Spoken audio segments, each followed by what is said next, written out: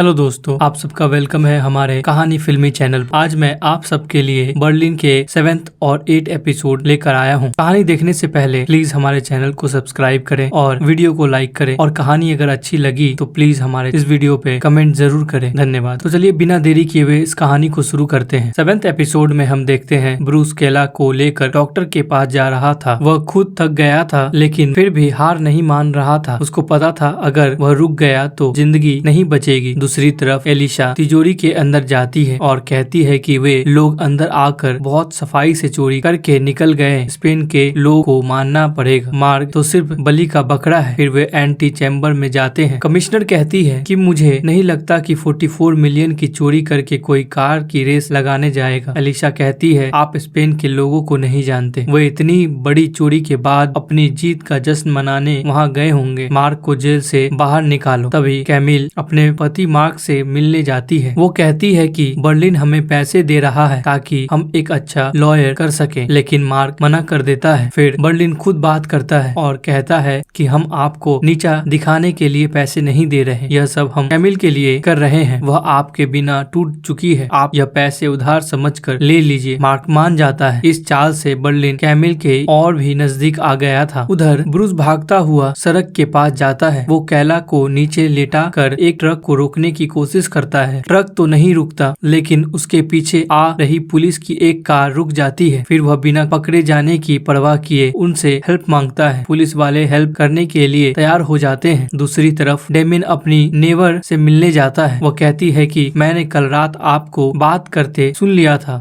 आपने अपनी वाइफ से मेरी बात की। डेमिन कहता है वो तो बस ऐसे ही भूल जाओ उसे। फिर वो उससे फ्लर्ट करने की कोशिश करती है और डेमियन भी ईंट का जवाब पत्थर से देता है। उसी समय रॉय और कैमरन पास में ही मछली पकड़ने के लिए जाते हैं। मछली तो जाल में नहीं फंसती, लेकिन यह एक दूसरे के जाल में फंस जाते हैं। रॉय कैमरन को फिर से किस करने की कोशिश करता है। तभी दूर से उनको एक पुलिस वाला देख लेता है और कहता है कि कल तो यह एक दूसरे को भाई बहन बोल रहे थे। उसको रॉय के हाथ पर बना हुआ टैटू भी दिख जाता है। कमिश्नर भी एलिशिया के कहने पर रॉय और कैमरन का स्केच बनवा लेती है। एलिशिया कहती है कि चेहरा कभी भी सही नहीं बनता, क्योंकि दिन भर हम बहुत से लोगों को देखते हैं, इसलिए स्केच आर्टिस्ट को बताते समय खिचड़ी बन जाती है। उसके हाथ पर टैटू ही हमारा काम कर सकता है। फिर एलिशिया राकेल के पास फोन करती है। वह उसे बताती है कि 44 मिलियन यूरो के गहनों की चोरी हुई है। मुझे शक है कि वे स्पेनिश हैं। फिर राकेल कहती है कि मैं पहली फ्लाइट से ही वहां आ जाऊंगी। बर्लिन और कैमिल जब आराम फरमा रहे थे तो वहां कैमिल की ऑडिशन आ जाती है। वो कहती है कि मैं थोड़ी देर में एक ऑडिशन के लिए जाने वाली हूँ, तब तक तुम्हें ही मेरे बेटे का ख्याल रखना होगा। फिर कैमिल उसको अंदर लाकर बर्लिन के बारे में सब कुछ बता देती है, क्योंकि यह उसकी पक्की वाली फ्रेंड थी। लेकिन जब उसे पता चलता है कि यह दोनों मार्क से मिलने गए थे, तब यह बात उसे थोड़ी अजीब लगती है। दूसरी तरफ ब्रूस कैला को लेकर हॉस्पिटल जाता है। वह कैला को स्ट्रेचर पर लिटा देता है, लेकिन तभी उसकी पॉकेट में से गन की मैगजीन नीचे गिर जाती है और उसे एक पुलिस वाला उठा लेता है। इससे पहले कि वे पुलिस वाले कुछ एक्शन लेते,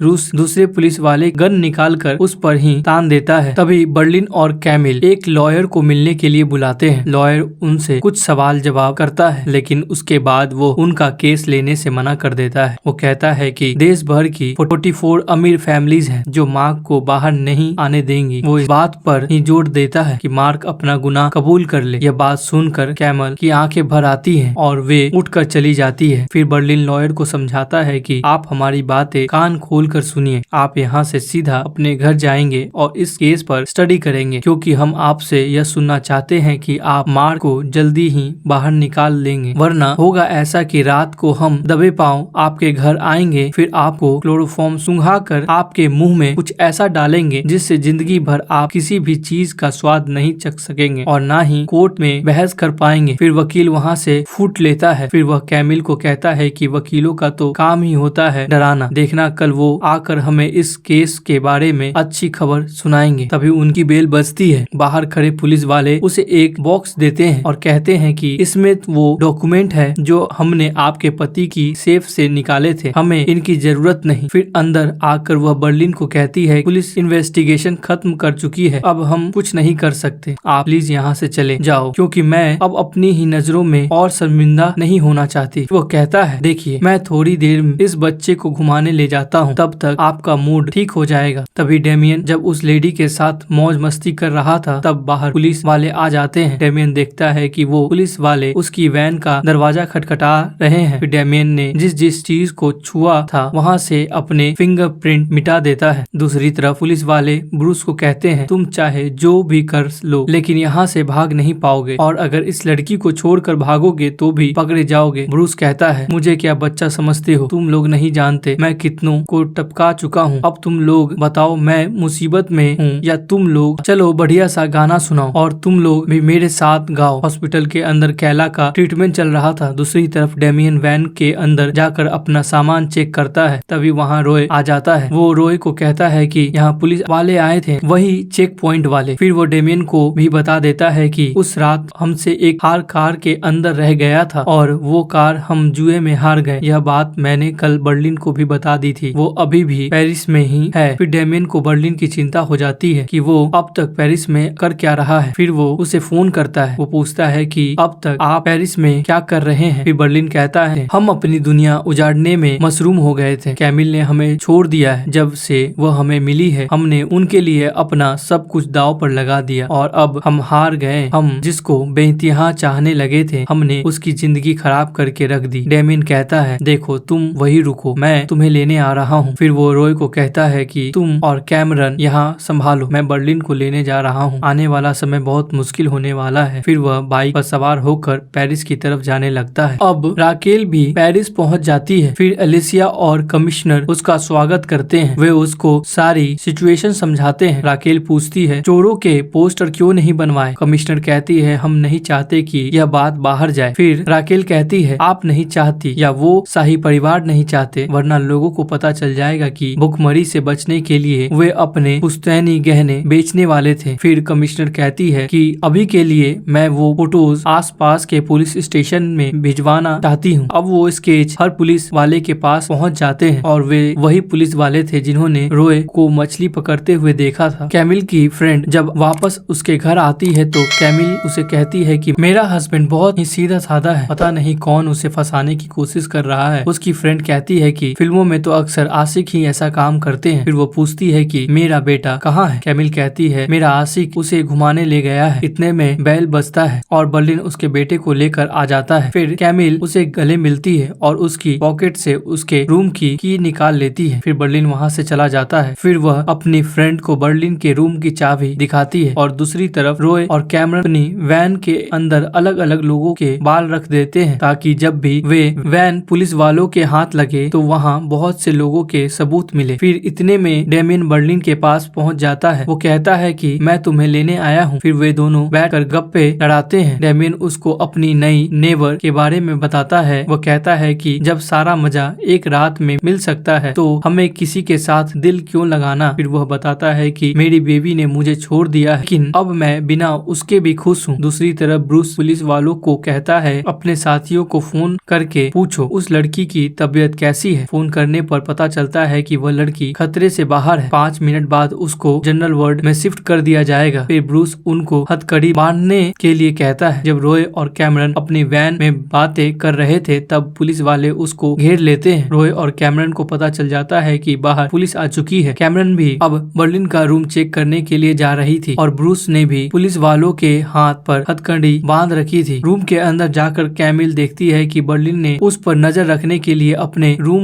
में पूरे सेटअप लगा रखा था। वो उस रूम में मार्क के नीलामी घर का भी मॉडल देख लेती है। उसे वहाँ मार्क और उन गहनों की तस्वीरें भी मिल जाती है। यह सब देखकर वह टूट जाती है। अब पुलिस की एक टुकड़ी रॉय और कैमरन की वैन के पास जा रही थी। दूसरी तरफ ब्रूस पुलिस की कार को स्टार्ट करके हॉस्पिटल के अंदर ही घुसा देता है। अब लास्ट एपिसोड में देखते हैं कि क्या होता है। यह है लास्ट एपिसोड बर्लिन का। लास्ट एपिसोड में हम देखते हैं पुलिस वाले रॉय और कैमरन को घेर लेते हैं। तभी वैन के अंदर से फायरिंग होने लगती है और पुलिस वाले भी जवाबी कार्रवाई करते हुए फिर कमिश्नर फायरिंग रुकवा देती है। वैन के अंदर ना ही रॉय था और ना ही कैमरन, बल्कि उनकी जगह पर कैमरन ने जो रोबोट तैयार किए थे बस वही थे। वे दोनों तो वैन के बिल्कुल नीचे बनी शिविर लाइन में जा रहे थे। कमिश्नर कहती है कि अपने हथियार फेंक दो और बाहर आ जाओ। फिर रॉय अपना डिवाइस ऑन करता है और कहता है कि ना ही हथियार रखेंगे और ना ही बाहर आएंगे। गहने चाहे तो खुद अंदर आकर ले लो, हमारे पास कोई गहने नहीं है, इसलिए तुम हमें नहीं मार सकती। अगर हमें पाना चाहती हो तो हमारी दो शर्त है। कमिश्नर उनकी शर्त पूछती है। रॉय कहता है, मैं दोनों शर्त सोच कर बताऊंगा, हमें 5 मिनट का समय चाहिए। फिर पुलिस वाले वहाँ से हटने लग जाते हैं। अब रॉय और कैमरन के पास 5 मिनट थे वहाँ से दूर भागने के लिए। दूसरी तरफ ब्रूस कार को हॉस्पिटल के अंदर ले जाता है। वो लाउड स्पीकर्स में कहता है कि कॉरिडोर खाली करो, यह एक इमरजेंसी है। फिर वह कार के नीचे उतरता है और कैला के पास जाता है। फिर वह कैला को कार में बिठाकर उसे गन पकड़ा देता है। फिर वो एनेस्थीसिया के कुछ इंजेक्शन ले लेता है और कार में बैठकर वहाँ से चला जाता है। अब तक 6 मिनट हो चुके थे, इसलिए कमिश्नर दोबारा अनाउंसमेंट करती है, 5 मिनट से भी ज्यादा समय हो चुका है। हम तुम्हारी मदद अभी कर पाएंगे जब तुम हमारी बातें मानोगे। रॉय कहता है, ठीक है, मैं तुम्हें बताता हूँ। आधे गहने कहाँ हैं? वे पेरिस की 33 मैक्सिमम गिरार्ड स्ट्रीट के मेल बॉक्स में पड़े हैं। पहले उन्हें बरामद कर लो, फिर बात करेंगे। कमिश्नर अपने आदमियों को उस एड्रेस पर भेजती है और एलिशिया कहती है, मैंने गौर किया है, उनका लाउड स्पीकर एक ही स्पीड में अंदर जाता है और एक ही स्पीड में बाहर आता है। फिर एलिशिया हौसला करके खुद वैन के अंदर जाती है और देखती है कि वहाँ कोई नहीं था, बस 2 रोबोट हैं। इन सब का पोपट कट गया था। फिर एलिशिया को वैन के नीचे का रास्ता दिख जाता है। फिर कुछ पुलिस वाले उस शिविर लाइन के अंदर जाते हैं। रॉय और कैमरन ट्रक यूनियन में बनी शिविर लाइन से बाहर निकलते हैं। रॉय कैमरन को सामने वाले स्टोर से कारपेट चिपकाने वाली ग्लू गन लाने के लिए कहता है। दूसरी तरफ जब कैमरन बर्लिन के रूम से बाहर निकलती है तो उसे उसके गाने की आवाज आती है। फिर वो उसके पास पहुंच जाती है। तभी डेमियन उसे देख लेता है। फिर वो वहाँ से अपने घर चली जाती है और अपनी फ्रेंड को बताती है कि बर्लिन ही चोर है। फिर वो पुलिस स्टेशन फोन करके कमिश्नर से बात करवाने के लिए कहती है। पुलिस वाला कहता है, 5 मिनट रुकिए। तभी उसकी नजर उस बॉक्स पर पड़ती है जिसके अंदर उसके हस्बैंड की सेफ से निकला हुआ सामान था, जो पुलिस वाले ने वापस भेज दिया था। फिर जब वो बॉक्स को चेक करती है तो उसे पता चलता है कि उसके हस्बैंड मार्क की एक और बीवी है जिसका नाम सोफिया है और सोफिया से मार्क को एक बच्चा भी है। इतने में फोन से कमिश्नर की आवाज आती है और कैमरन की फ्रेंड फोन कट करके रिसीवर को नीचे रख देती है। तभी कमिश्नर के पास एक ऑफिसर का फोन आता है। वो बताता है कि हमें मार्क के घर में 9 mm के छेद मिले हैं जिनके अंदर निगरानी रखने के लिए कैमरा लगाए गए थे। फिर राकेल बताती है, इन कैमरों की मैक्सिमम रेंज 100 मीटर है। वो जो कोई भी था जिसने मार्क पर नजर रखी हुई थी वो जरूर सामने वाले होटल में रुका होगा, क्योंकि उससे बेहतर जगह कोई नहीं हो सकती। जल्दी ही वहाँ मिलते हैं। इतने में कैमरन ग्लू गन लेकर रॉय के पास आती है। ट्रक के ऊपर और पुलिस वाले भी उस चैम्बर से बाहर निकल आते हैं। रॉय और कैमरन ट्रक के ऊपर लेटकर अपने आप को कारपेट से ढक लेता है और चारों तरफ से कारपेट को चिपका देता है। तभी बर्लिन को पता चलता है कि उसकी जेब में से रूम की गायब है, लेकिन वह रिसेप्शन से एक और की ले लेता है। उसे पता था पुलिस किसी भी वक्त वहाँ आ सकती है, इसलिए उनके पास यहाँ से निकलने के लिए सिर्फ 10 मिनट है। फिर बर्लिन ने उस रूम में जितना भी सामान यूज किया था उस सारे सामान को बाथटब में डालता है और उसके ऊपर केमिकल डालकर उसे जला देता है। फिर वे रूम के अंदर जाकर जगह जगह लोगों के बाल छिड़क देता है जिससे फॉरेंसिक लैब वाले गुमराह हो जाएं। तभी पुलिस वाला कमिश्नर को बताता है कि एक लड़का और लड़की ने एक पुलिस कार और उसके अंदर 2 पुलिस वालों को बंद कर रखा है। कुछ देर पहले वे हॉस्पिटल से निकले हैं। फिर कमिश्नर पूरे इलाके में नाकाबंदी करने को कहती है और हेलीकॉप्टर मंगवाती है। फिर ब्रूस कार को और तेज कर लेता है और नदी के किनारे पहुंच जाता है। फिर वे उन पुलिस वालों के मुंह बांध कर गन पॉइंट कर लेकर उनको बोट के अंदर ले जाता है और वहां जाकर वे उनके हाथ बांध लेते हैं और उनको बेहोशी के इंजेक्शन दे देते हैं जो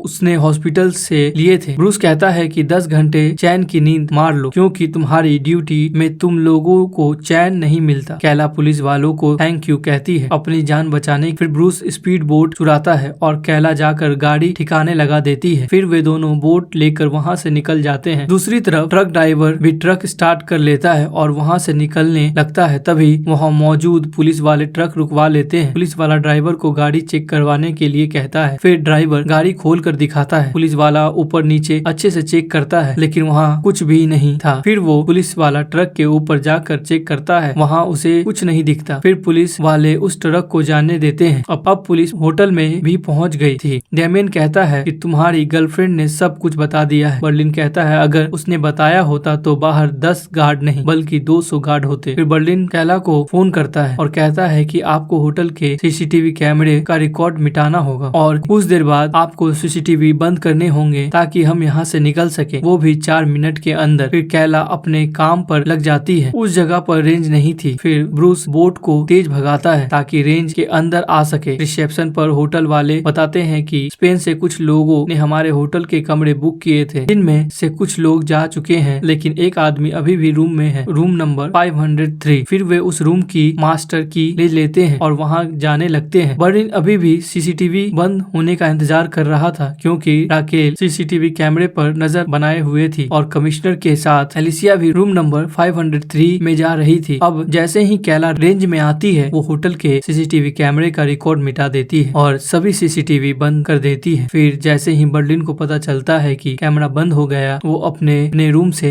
निकलता है और स्टोर रूम में चला जाता है। पुलिस वहाँ पहुँच चुकी थी। फिर बर्लिन और डेमियन लॉन्ड्री पाइप से होते हुए नीचे चले जाते हैं। पुलिस दरवाजा खोलकर रूम के अंदर चली जाती है। उन्हें रूम के अंदर कोई भी नहीं मिलता है, तो बाथरूम में सड़ा हुआ सामान। फिर वे दोनों भेष बदलकर होटल की वैन लेकर वहाँ से बाहर निकल जाते हैं। कमिश्नर कहती है कि होटल से कोई भी बाहर नहीं जाना चाहिए, लेकिन तब तक वे दोनों होटल से बाहर निकल चुके थे। पूरे होटल को सील कर दिया जाता है। वहाँ और भी पुलिस आ जाती है। एलिसिया और राकेल समझ जाते हैं कि अब उनके हाथ कुछ भी नहीं लगेंगे। दूसरी तरफ कैमिल की फ्रेंड उसे उसके पति के बारे में भड़का रही थी, जैसे हर वाइफ की फ्रेंड भटकाती है। वह कहती है कि तुम अकेली थी जबकि तुम्हारा पति दूसरी फैमिली के साथ रंगरलिया मना रहा था। इस कहानी में 2 ही लूजर है, एक तुम और एक तुम्हारा हस्बैंड, जो अपना सब कुछ हार बैठे हो। सिर्फ बर्लिन की विनर है। अब तुम्हें उसका पैसा छीन कर उसे लूजर बनाना होगा। कामिल कहती है कि मैं उससे पंगा नहीं ले सकती, क्योंकि मैं उसके बारे में कुछ भी नहीं जानती। उसकी फ्रेंड कहती है कि हम उसे पकड़वाने की धमकी देंगे और बदले में 40 पर की डिमांड करेंगे। तभी बर्लिन और डेमियन गाड़ी खड़ी करके अपनी वर्दी उतार देते हैं। फिर वह डिलीवरी बॉय से उसकी बाइक और उसकी ड्रेस खरीद लेते हैं और उसे पहनकर वहां से निकल जाते हैं। रोय और कैमरन ट्रक में छिपकर पेरिस से जा रहे थे। एक ऐसी कमाल की तरकीब, पुलिस चाहे कितना भी ढूंढ ले, ये दोनों हाथ नहीं लगने वाले थे। फिर 400 मील बाद वे ट्रक से बाहर आ जाते हैं, क्योंकि वे स्पेन की सीमा में पहुंच चुके थे। फिर कैमरन पूछती है, तुमने बताया नहीं एक हाथ में दस्ताना क्यों पहनते हो? वो कहता है कि बचपन में मेरी माँ गुजर गई थी। जब मैं स्कूल से घर जाता था तो मेरा बाप मुझे सख्त बनाने का पाठ पढ़ाता था। सेल्फ कंट्रोल के लिए वे अपनी जलती हुई सिगरेट से मेरे हाथ को जला देता था। फिर एक टाइम ऐसा आया जब मुझे दर्द पर कंट्रोल हो गया, लेकिन एक दिन मैं घर से भाग गया और 13 साल की उम्र में चोर बन गया। मैं बार बार पकड़ा जाता था क्योंकि मैं माहिर नहीं था। फिर मैं बर्लिन से मिला, उसके बाद मैंने कभी भी जेल नहीं देखी। फिर वे टैटू के बारे में बताता है कि यह भी बर्लिन की देन है। मुझे जब गुस्सा आता है तो मैं इस टैटू को देख लेता हूँ। यह मेरे अंदर के राक्षस को शांत करता है। उस दिन वो रेस वाला लड़का भी मेरे हाथों से बच गया था। इतने में ड्राइवर ट्रक को एक होटल के पास रोक देता है। फिर वे ट्रक से उतरते हैं और जंगल की तरफ भाग जाते हैं। ब्रूस और कैला ने भी लगभग 200 मील का सफर तय कर लिया था और वहाँ जाकर वे बोट को छोड़ देते हैं। फिर आगे का 190 किलोमीटर उन्होंने बाइक पर किया। फिर आगे जाकर वे कुछ बूढ़ों को पटाते हैं और उनकी शक्ल सूरत सुधार कर उनको अपनी फैमिली बना लेते हैं और पुलिस की आंखों में धूल झोंक हुए उनकी नाक के नीचे से निकल जाते हैं। वैसे भी फ्रांस की नदियों में बोटिंग करने से ज्यादा खूबसूरत क्या ही हो सकता है। फिर ब्रूस और कैला क्रूज के अंदर एक दूसरे को प्रपोज करते हैं और जीवन भर एक दूसरे का साथ निभाने का वादा करते हैं। रॉय और कैमरन वे भी एक दूसरे को प्रपोज करते हैं। दूसरी तरफ बर्लिन और डेमियन को सड़क से निकालना बहुत ही मुश्किल हो जाता है, क्योंकि कहीं भी उनको पुलिस वाले रोक सकते थे। फिर वे साइकिल पर सवार होकर पहाड़ों के रास्ते से आगे बढ़ते हैं। 4 दिन तक वे पहाड़ी रास्तों से आगे बढ़ते रहते हैं। फिर बर्लिन और डेमियन स्पेन में बर्लिन के फार्म हाउस में पहुंच जाते हैं। उनके बाकी साथी भी उनसे पहले ही